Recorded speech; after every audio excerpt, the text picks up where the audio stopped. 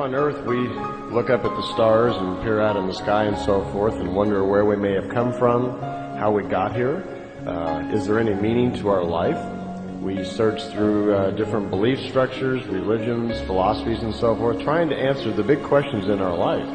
Because we really have no factual knowledge exactly where we came from and what's going on in the universe. Well, unfortunately, neither our scientists nor our religious leaders have been well schooled, you might say, in the matrix of the universe, how it started, what a universe is. Is there really logic in the universe that controls our lives? You see, our universe is not alone. There are many universes. As a matter of fact, the universe that we are living in is inside of a much larger universe, where it is estimated by the Pleiadian technology that there are 10 to the 49th power number of universes in this very large universe.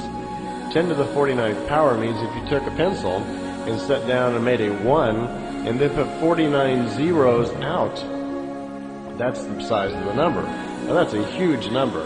That's how many universes there are in this very large universe. And since there is no particular name for it, Billy has it marked down in his notes that the Pleiadians call it an absolutum. And that means that they have no knowledge beyond that. They have been able to move into some other universes and have gained some understanding of what the absolutum may do, but their knowledge is also very limited in that area. But they have got far enough to find out that our universe, along with 10 or 49 zero number of other universes, exist in a much larger universe. And this very large universe, this absolutum, actually is doing something. It's evolving also. It's creating universes. And they have figured out that there are 3 stages to a universe. Okay, here's what happens. In the beginning, in this large absolutum that has 10 with 49 number of zeros of universes in it, when it goes to create a new universe, it has an idea to do that. The idea to create the new universe is called the creation. The creation is an idea. It is an idea embodied into itself with knowledge and understanding. So the absolutum, it is a living life form which has knowledge and understanding because it's already created many, many universes before us, so it knows how to create one. It has an idea to create another one. This idea, this little ball of energy that is embodied with the idea to create another universe, is called the creation. And so it does just that. And when it does it, this idea, and remember we talked earlier about all energy, the universe is either energy in a fine matter state or a coarse matter state. This creation is in what's called a fine matter state. Now again, if we have energy such as electricity, things that are unseen, any types of energy, those are considered fine matter. If you have something in solid form, that's considered coarse matter. So a spiritual thought or a creational energy source is a fine matter, whereby a planet, an animal, or a person is a coarse matter, okay? Because we're going to relate to these terms all the way through many of these explanations. So the creation itself is a fine matter energy. It's very small. It's just a thought. It's a very small, like a flea, a little small piece of energy, but it has something unique. Because it's an idea from the absolutum, it already benefits from the knowledge of the absolutum, which has created other universes before, so it's already very, very powerful as an energy source. The energy that is within this little small creation is actually moving in a very intricate or exotic spiral formation. The idea to create a new universe is a creation, and the energy within it is moving in this egg form, spiral shape, and it's very small. The spiral is the original spiritual form, then, that will create our universe. The energy that's inside of this small spiral is now rotating. It rotates and it pulsates. Okay?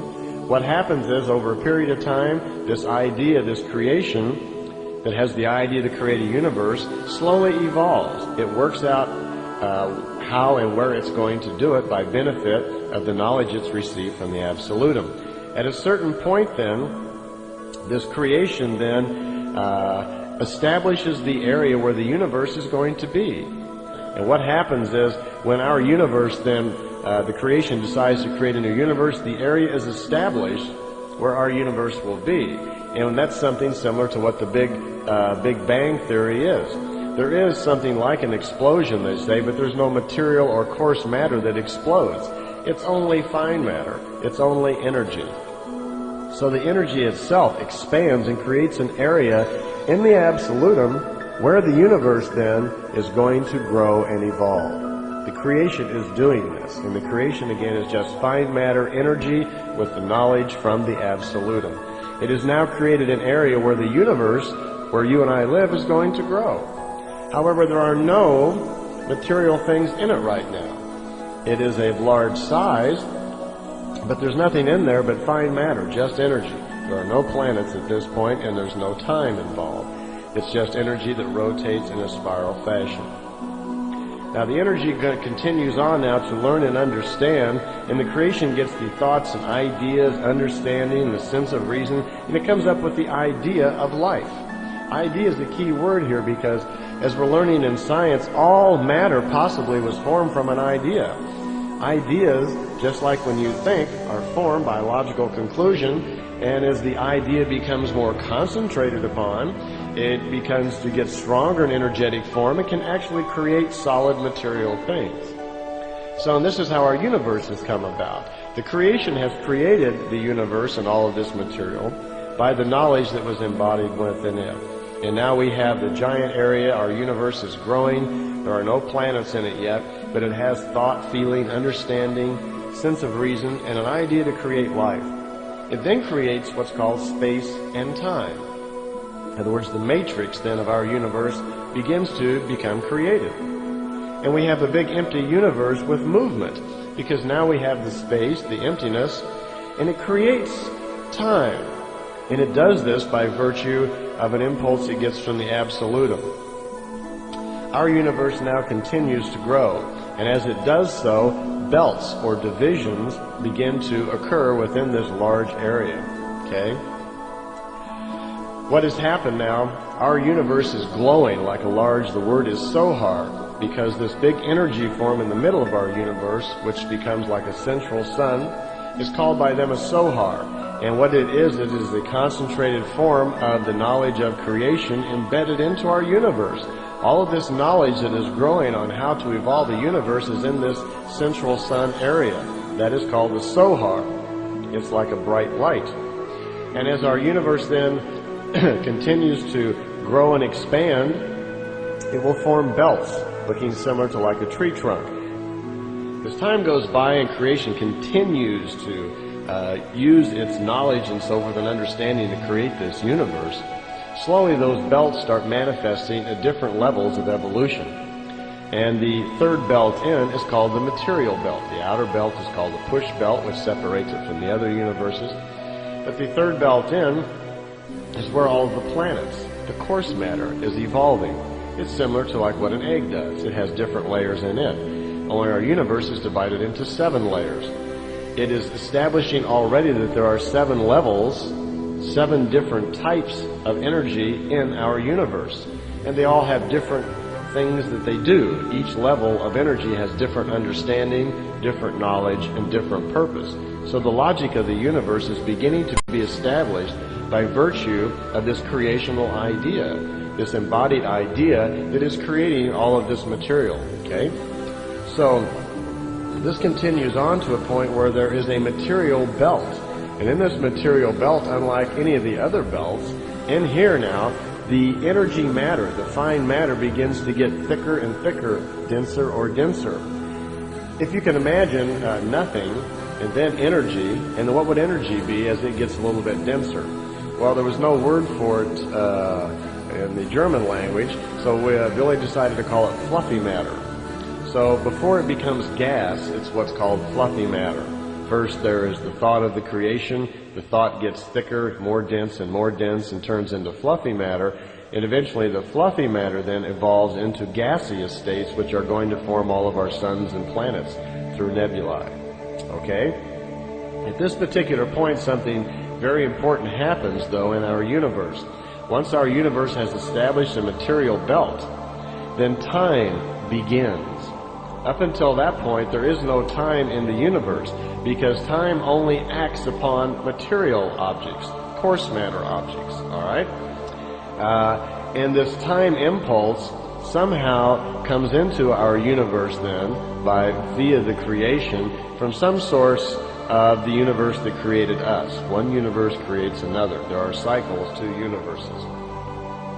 So our universe has now evolved to the point where it has a material belt, and time is beginning. When time starts, time is an energy force that moves like waves. It's divided into small units of impulses which speed through the universe in waves. This causes the rotation and animation of the matter. Moving time is now born, and the motion of creation is now started. Creation is creating a universe, we call it, with 7 different layers, 7 different, they're calling it belts, 7 different stages of evolutionary material, each stage having its own function, the 5th stage now having the function of creating material or coarse matter form that we come along. And the reason I draw this point out again is that pay attention to the logic of what the creation is doing to make the universe, because these same principles that are being set in motion pertain to our life, okay, which we're going to get into a little bit later. Okay, so the idea of creation then is continued by the eternity of what's called the Ur, from the original creation, or this absolutum. Spiritual energies are now moving, they're rotating, fluffy matter's turning into gas, gases then form, condense over billions and billions of years, and what happens, of course, is what we're aware of now, that these gases then, in these large areas of our universe called nebula, we form into suns, planets are formed and cool down, and they form into solar systems. Nothing unusual about this. We're all aware from school the slow evolution of what our universe actually does. At this particular time in our development, though, we still have this fluffy matter, and I just want to point out at that stage of development there, though, which time has started, time then causes all of this fluffy matter then to start moving. These waves or impulses of time that move through the fluffy matter is how the galaxies and the motion of the universe actually gets started. Because time creates movement, it creates rotation and pulsation of the fluffy matter. And so that's the reason, and by the way, these waves of impulses move in the spiral form. That's why there's no edge to the universe, because the energies all move in this spiral fashion, and they never really come to an end of anything. They're like a continuous movement that keeps moving on. Time, the clock as we think of it, then started way back when. Billions of years ago then, even trillions of years ago, when this impulse of time came into our material belt, that's when the clock started ticking. So from that point on, the impulses of time are animating the matter, and the time machine started. And the concept, technology, whatever, of moving in time is the understanding of how these pulses work in the coarse matter world. Time travel then can be reduced simply to the understanding of the impulses of the time factor, where you can actually move up and down these pulses and see matter at different stages of development, which is time traveling. Okay? At this point, though, we have no firmament. There's no stars floating around. That's what happens next. The fluffy matter then rotates, pulsates into spirals, which resemble the egg shape of the original form of this spiral. That continues on. At that point, though, it's a dark universe because we don't have anything except the central sun, but the universe itself is dark. So if we were to see it at that point, it'd just be black, unless we were close enough just to see the central part. The fluffy matter then evolves into galaxies and begins to show very brightly, causing the darkness of space to be broken. Also starts warming it up, because as all of this fluffy matter evolves into gas, the gas becomes more and more condensed and starts creating all of these suns. The suns start putting off great amount of energy. We have electrical magnetic radiation then moving through the universe, starting to affect other coarse matter. This is the beginning then of where astrology would start. And we have heat now. Up to this point, it's probably been pretty cold in the emptiness of space. But logic is being set in pattern here, because every step of the way, all of the fine matter and the coarse matter of the universe have attained their level that they are at through reasoning and understanding. And this is forming the logic exactly of what the universe is, and is laying down, if you will, the laws or the commandments, whatever you want to call them, of what existence is all about. You see, man doesn't come along and establish the rules of the universe. We don't make the laws of creation. The laws, if you want to call them that, are nothing more than the logic of how the universe is working, how the universe came about. And this is how it came about. So it's setting in pattern this numbering of seven layers of development, and the logic then of what life and how life will evolve is being established at these very times as the universe is being created from the idea of the creation. Okay, the evolution will continue, and of course as the suns begin to evolve and come into being, so do the planets who cool down. Their matter will cool down. They fall into formation around the suns, and I'm not going to elaborate here on astronomy and those things because that's not the purpose here. I'm much more interested in just the development of the fine matter or spiritual world and an explanation of how our lives fit into the logic of the universe. So as we would move through then trillions of years of time, the universe itself is going to evolve. The planets will solidify, cool down, become solid. And then, of course, what happens next is the evolution of flora, which is air, water, and the plants and so forth, and all the million different forms within nature begin to evolve.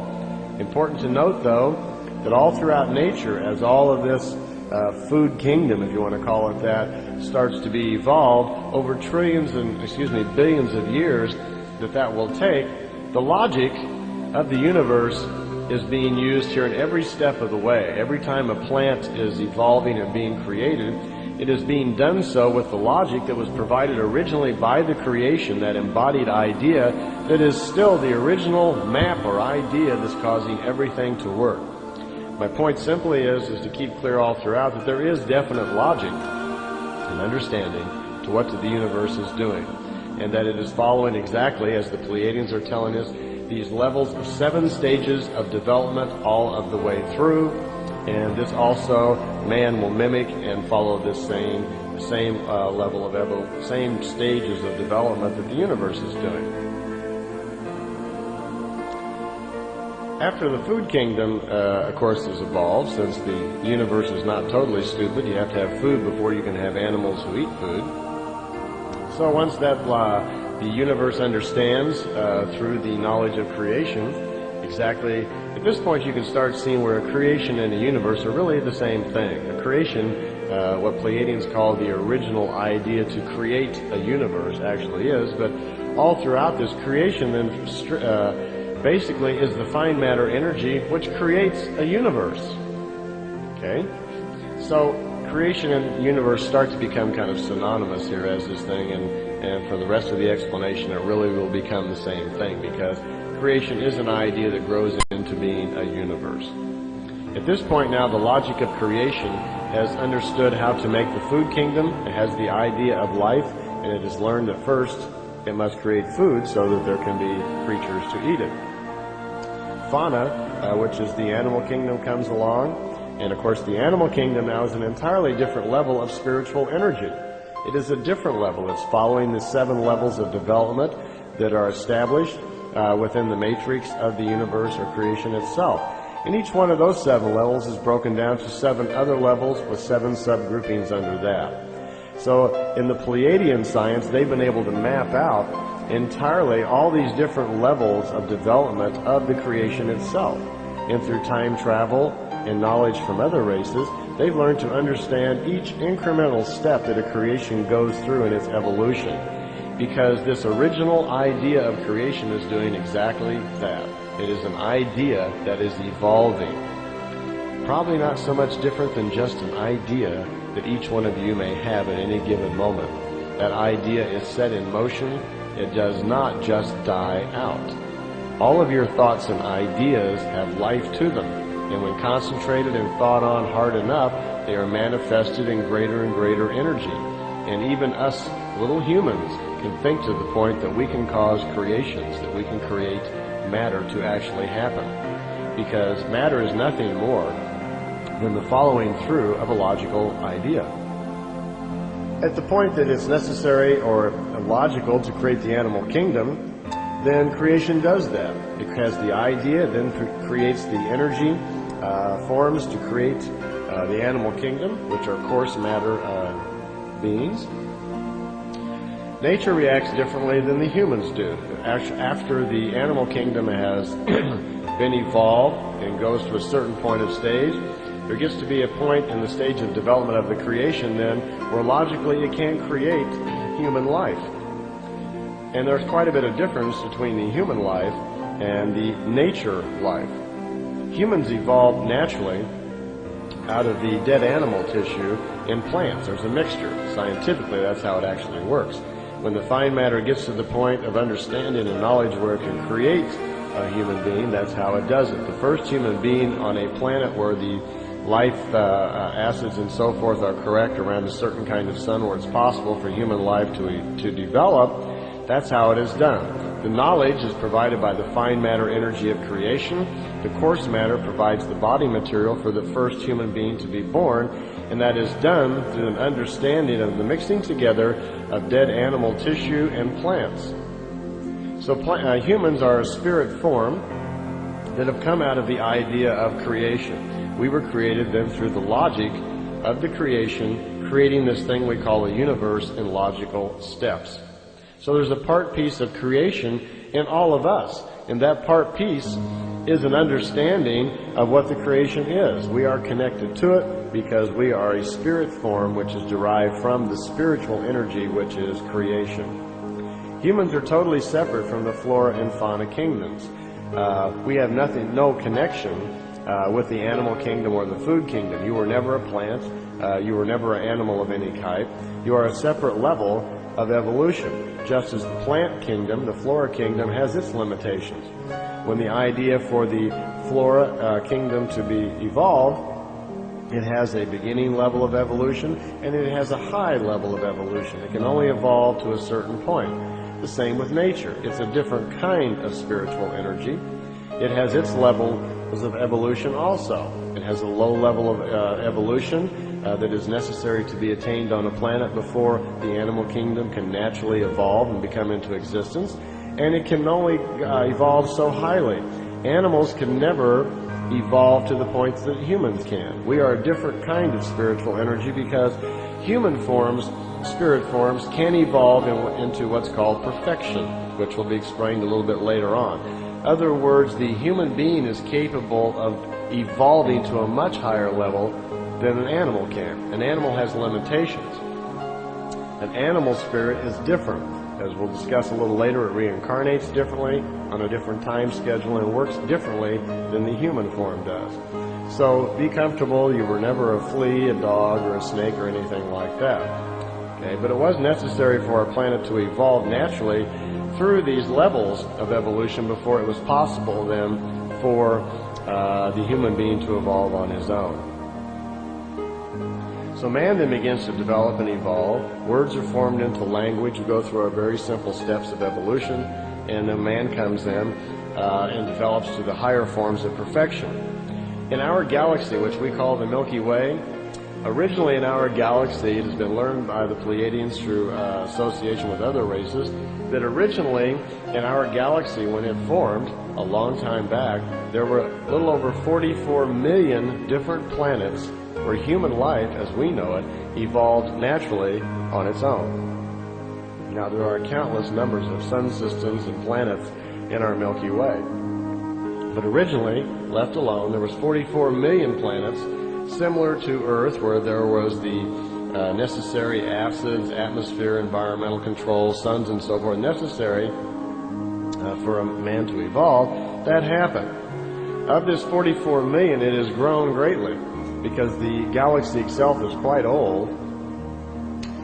They have now learned that there are 343 variations to the human form that they have discovered.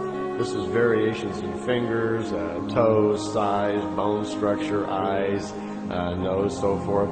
Slight variations in the human form itself, but all nonetheless of the same spiritual type of energy that can strive for perfection and evolve to perfection within creation. At the moment that they know of, there are over 7,800,000,000 known planets in our galaxy with human life on them. So that original 44 million that evolved on its own has greatly expanded. Of course, that's mostly because the 44 million evolved, became technically advanced, and then went out, moved out into the galaxy, and seeded other planets also.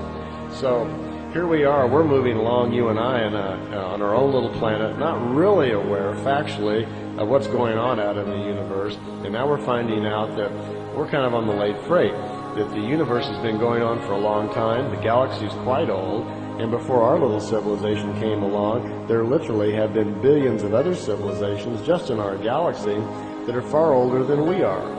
So we have to look forward to quite a family of man out there to learn, meet, and understand from. Okay, before we go a little farther, a few more explanations on the creation itself and how it actually evolves, in other words, the continued logic of the creation, and then we'll get more into the development of our human life forms. Okay, I mentioned earlier that our universe is divided into 7 different belts, or 7 different layers of kinds of energy.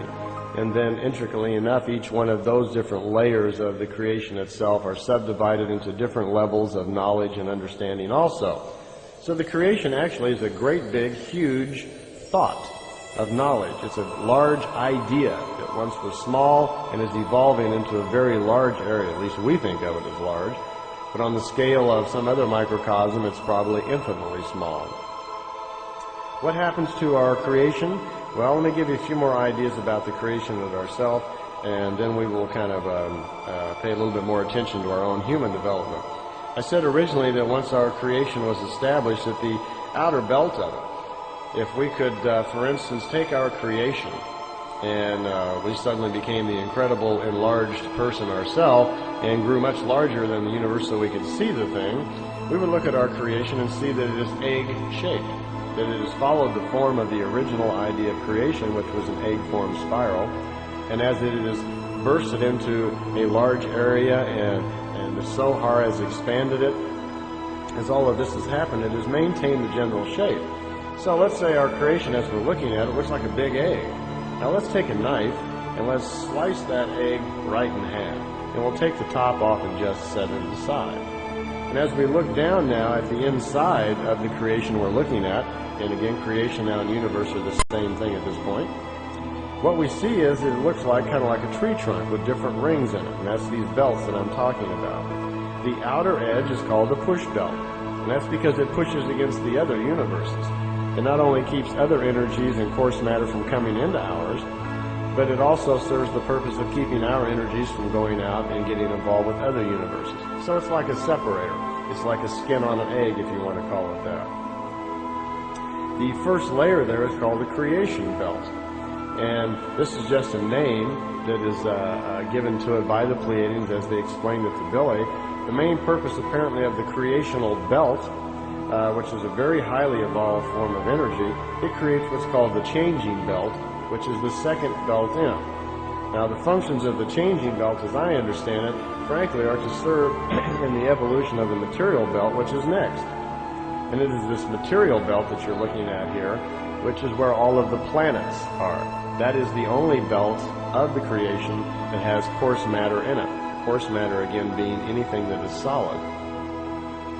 There's also a fourth, third, second belts, which are strictly fine matter belts, or creational or spiritual energy, all meaning the same thing. And then, of course, the central Sohar of the universe, sometimes called the central sun, and that is the origin then of the creational embodied idea has grown into that.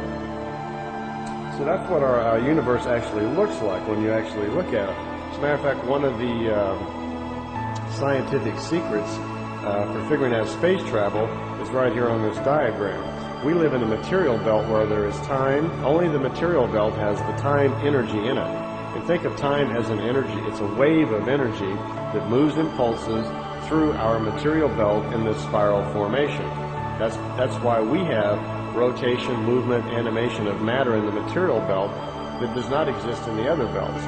Well, the Pleiadians say one of the first forms of figuring out how to move in time is how to take energy, coarse matter, which can only exist in this material belt, move it out of the material belt into the changing belt. In the changing belt, there are no impulses of time. There is no coarse matter. That's one reason is coarse matter doesn't exist there. So there's a way, apparently, of taking a flying device, moving it out of the material belt, moving it into the changing belt. It's no longer in a solid material form. It's been converted to some other form of matter which can exist in the changing belt, but now it's outside of time. It's no longer, you might say, in touch with the time pulses, so it can move in time. And once the knowledge is understood of how the pulses of time work, you can go into the changing belt, move your flying device, however your programming is, then re-enter the material belt to some other place and kind of jump back onto the time wave impulse as it's moving through this spiral shape through creation, and you're in a different time. So that's one way of actually doing it. Okay, a little more things about a little more information about our own creation here. As our creation continues to evolve, there will be no more material belts. It is only this one, because the creation, this is how it evolves. Now, interestingly enough, I talked earlier about that there are 7 levels. There's a little bit more to this. As the creation itself continues to evolve, it is now expanding and sending energies all out, all through itself, which is called the universe. It will go through stages of development, and those development stages are the process of evolving fine matter into coarse matter, which facilitates the evolution of the creation itself. You see, as creation gets an idea for a plant, an animal, or a human, that plant, animal, or human then, in its coarse matter state, in its material form, itself gathers information, learning, and wisdom. And it is that learning, experience, and wisdom which contributes to the evolution then of the creation. Because just like the creation, and being a small part of the creation, it then is thinking. And what's thinking? Thinking is the creation of an idea, isn't it? And what's an idea? An idea is the formation of logic. What is matter? If you take logic and concentrate it, at a certain point it becomes matter. Okay, so all of us as physical beings, the animals, the plants, everything that is existing because of the idea that the fine matter world had to create it, is now evolving on and contributing more ideas, more energy to the spiritual fuel, you might want to call it, or evolution of the creation itself. So we're all little small parts of the creation. Everything is. A tree, a squirrel, an animal, a planet, a moon, everything is. They are all part of the natural, intelligent, logic evolution of the creation itself. Hence you can start to see what responsibility that we have as little minute creatures and spirit forms of the creation, why we have to start taking the entire creation itself into considerations of respect. Not something that we're doing well on this planet at this point. Up to now we've been looking at the planet as something that we can just plunder and do whatever we want with. We dig holes in it and drag the oil and gas out of it. We dig holes in it, we blow it up, we do whatever we want, because we just look at it as a dumb old piece of dirt or something that we're living on. We have no respect for it, and we have no respect for it because we have no understanding of why it's important. We don't know at this point what the creation is doing. So hopefully, knowledge that the Pleiadians are providing us with through Billy will get out into the world, and people will become more and more aware of the respect that we need to have for creation, and we can move towards a better understanding of how to live in harmony with it. Well, anyway, our creation is going to continue evolving. It will go through all these levels of growth, of different levels of evolution, of creating suns and planets and flora and fauna and people. All of these things continuing to evolve, providing the evolution of the creation. At a certain point, the creation itself, or the universe as we're calling it also, will pull back into itself. Now this is pretty fascinating. You see, so far, the universe has been out there just growing, okay? And it's been doing that actually for 47 trillion years. That's right. The creation that we are living in is 47 trillion years since that original embodied idea decided to create this universe that we are in, this creation that we are living in. Now, we have no way of tracking that because the material or coarse matter, part of the universe is not nearly that old. So, since our science at the moment can only track something in material form, we have no idea how old that the creation really is. When in fact, our creation will go through a total lifespan of 311 trillion 40 billion years. That will be the entire lifespan of the creation that we are in. This creation has gone through so far 47 trillion years of that, which is about 1/6 of the way through its cycle. In your exhibits, there's also a little drawing there showing that there are 7 levels of development to a creation. A creation will go through this 311 trillion year cycle of expansion, evolution, and then it contracts and pulls back into itself. At that point, the creation then goes into kind of a sleep stage, you might call it. It's now cogitating all the things that it has learned. It's in a sleep state, and then again, it will repeat the same cycle that it did. It will now have more knowledge than it did before because it's more evolved. It has now benefited from the experience and wisdom of all of its spirit form parts, which is all of the flora, fauna, and human kingdom throughout the entire creation. Since its inception for trillions of years, it has benefited from all of that knowledge, and now it's going to do it again. And it will go through again, create another universe. It will go through more advanced stages of development. It will again create planets, suns, flora, fauna, and the human kingdom. And it will evolve all the way through a cycle again. And once again, it will pull back together into a sleep stage. The universe that we live in is called the creational universe because it creates human life. It creates beings like ourselves that do evolve, and that's its mechanism of evolution. Its mechanism, its method by which it evolved is to create small life forms, bit parts of itself that go out and do, experience, think, form logic, and contribute to it the whole of its evolution. So it's called the creational universe. It will go through 7 cycles of creating itself in universe form and sleeping in between. So it's life and death, more or less. It's off and it's on. There's a creation, there's an expansion, there's a contraction, there's a sleep period. Okay? It does this 7 times, and then it changes, kind of a metamorphosis, into another kind of universe. After it has done this 7 times, this mechanics of creating material belts and creating different kinds of life forms which contribute to its evolution, that mechanics will be done 7 times, and then it's turned into, you might say, it itself evolves into a different kind of universe called an Ur universe, U-R, okay? And then an Ur universe also will go through 7 cycles of growth, but it's different. It doesn't go through the material belt process. Ur universes are fine matter all the way through all the time, but they have a specific function. Ur universes create other creational universes. They're kind of like the mother universes, okay? And this is where the process, logic, and understanding of birth comes from. Within the creation, it knows how to create other coarse matter beings. So our creational universes know this, evolve into an Ur universe. Ur universes go through 7 stages of developing other creational universes.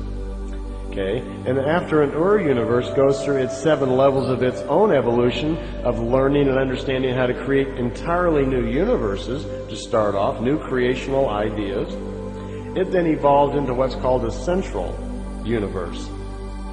Very little is known about a central universe, and the Pleiadians have only figured out these 3 stages. It's quite possible there may be other stages of development also of the universes, but none is known yet. It's quite possible there will probably be 7 levels altogether, because the universe, the creation so far, seems to revolve totally around 7s all the way through. It evolves in 7 levels. It itself goes through 7 stages of development. Each level of coarse matter life that is within the creation, whether it's animal, plant, or human, goes through 7 stages of development. So universes or creations go through basically 3 stages of evolution that the Pleiadians know about so far. These simple universes, like we are in, of creating material belts, then Ur universes, and that also evolve into central universes.